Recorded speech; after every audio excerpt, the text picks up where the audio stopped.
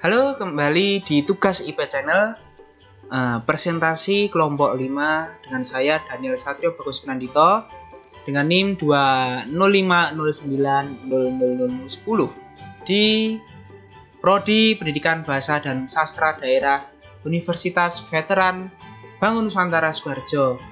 Ini saya mau presentasi, oke. Ini saya menggunakan aplikasi OBS Studio. Kalau ada nge-lag gimana nanti saya atur kembali, oke, biar kita presentasinya bisa lancar. Oke, bisa gini. Maaf, ini jadi presentasi tapi kayak apa, tutorial. Oke, bisa di sini. Oke, nanti kita setiap waktu bisa ngecek ya, karena saya tidak mau diedit-edit gitu, bukannya malas, tapi seadanya gini aja, biar nanti bisa dicontoh-contoh oleh teman-teman kalau mau presentasi enak gini. Oke, kita akan membahas pendidik dan peserta didik. Oke,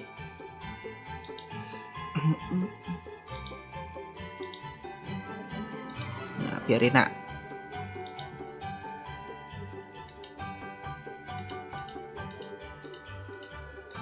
Yang pertama, kita akan membahas tentang pendidik. Yang kedua, peserta didik. Yang ketiga, kesimpulan dan saran. Oke, cepat saja. Oh ya, nanti teman-teman semuanya kalau ada yang belum dipahami atau tidak komplit, nanti saya anjurkan melihat presentasi saya lagi. Ya, ini pendidik dan peserta didik, tapi di Google Meet untuk kita sharing bersama-sama atau kita menjelajahi, mengupas lebih lanjut. Oke, kalau mau teman-teman penonton YouTube mau bergabung, nanti saya bisa undang. Oke, di kolom komentar. Siap. Yang pertama, pengertian pendidik. Pengertian pendidik. Pendidik didefinisikan sebagai orang dewasa yang bertanggung jawab terhadap pelaksanaan pendidikan dalam memberikan ilmu dan membimbing anak tersebut bisa menuju ke arah kedewasaan dengan gambaran kedewasaan yang senantiasa dibayangkan oleh anak dalam diri pendidiknya. Di dalam pergaulan antara pendidik dan anak didik, dalam istilah Langeveld disebut situasi pendidikan. Jenis-jenis pendidik. Pendidik sebagai orang yang bertanggung jawab membimbing anak untuk mencapai kedewasaan dibedakan menjadi dua jenis, yaitu pertama, pendidik karena keharusan atas kewajaran kehidupan, sedangkan yang kedua adalah pendidik karena diserai tugas untuk mendidik anak.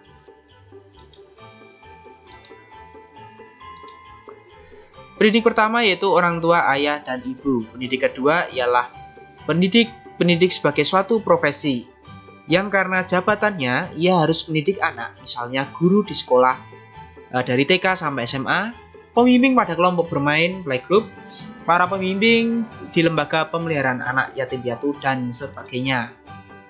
Nah, ini ciri-ciri pendidik. Yang pertama, adanya kewibawaan. Apa itu kewibawaan? Kewibawaan adalah suatu pengaruh yang diakui suatu kebenaran dan kebesarannya, bukan suatu yang memaksa. Kewibawaan harus berbanding dengan ketidakberdayaan anak didik. Jika pendidik kemampuannya tidak berbeda dengan anak didik, maka kewibawaannya tersebut sukar ditegakkan.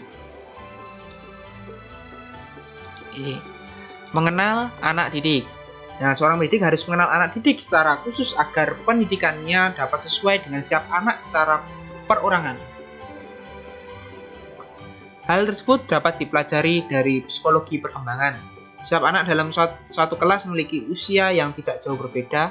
Sifatnya secara khusus juga berbeda. Untuk itu, seorang pendidik harus mengenal anak didiknya. Membantu anak didik.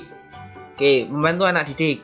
Maksudnya membantu anak didik yaitu bantuan yang diberikan harus sesuai dengan yang diharapkan anak didiknya. Setiap anak didik mau menjadi dirinya sendiri, ingin berdiri sendiri, mau bertanggung jawab sendiri, dan ingin menentukan sendiri. Untuk itu, pendidik tidak boleh terlalu memaksakan kehendak, tapi ingat pada keinginan anak didiknya tersebut.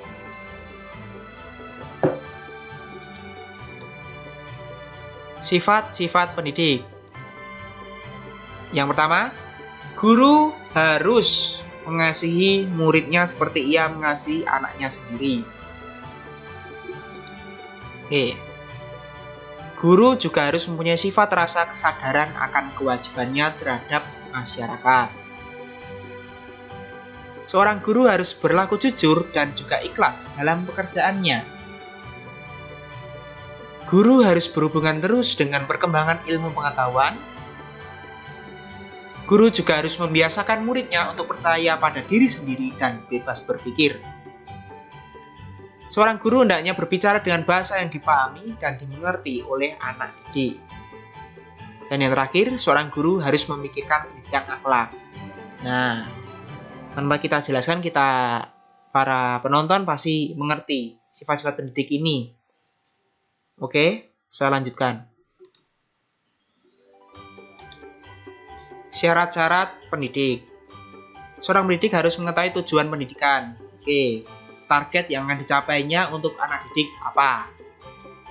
Seorang pendidik harus mengenal peserta didiknya, baik luar maupun dalam. Apakah ada masalah kesulitan belajar atau masalah lain yang mengganggu proses belajar mengajar.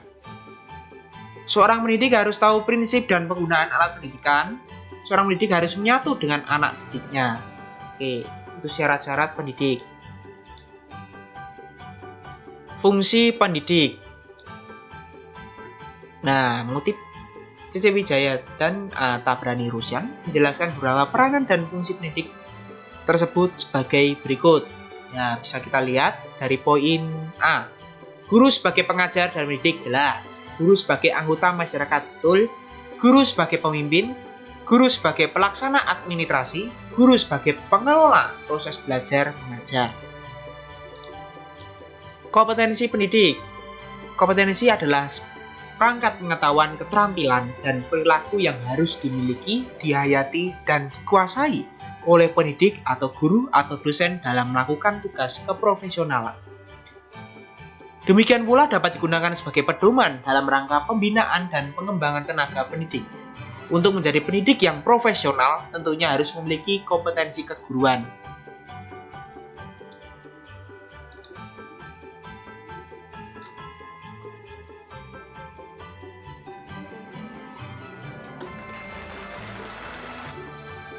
Kita memasuki bab peserta didik, yaitu pendahuluan. Oke. Dalam kegiatan pendidikan, peserta didik menjadi tumpuan harapan agar menjadi manusia yang utuh, manusia berasusila dan bermoral, bertanggung jawab bagi kehidupan baik bagi dirinya maupun bagi masyarakat. Peserta didik menunjukkan seorang manusia yang belum dewasa yang akan dibimbing oleh pendidiknya untuk menuju kedewasaannya. Kita masuk dalam pengertian peserta didik. Peserta didik adalah individu yang belum dewasa yang mempunyai suatu potensi yang harus diberkembangkan atau yang harus dikembangkan, yang memiliki kepribadian dan ciri khas yang berbeda dan berusaha mengembangkan potensi yang dimilikinya melalui pembelajaran.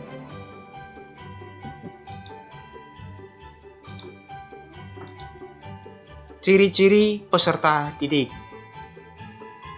Bisa kita lihat, individu yang memiliki potensi atau bakat yang berbeda-beda.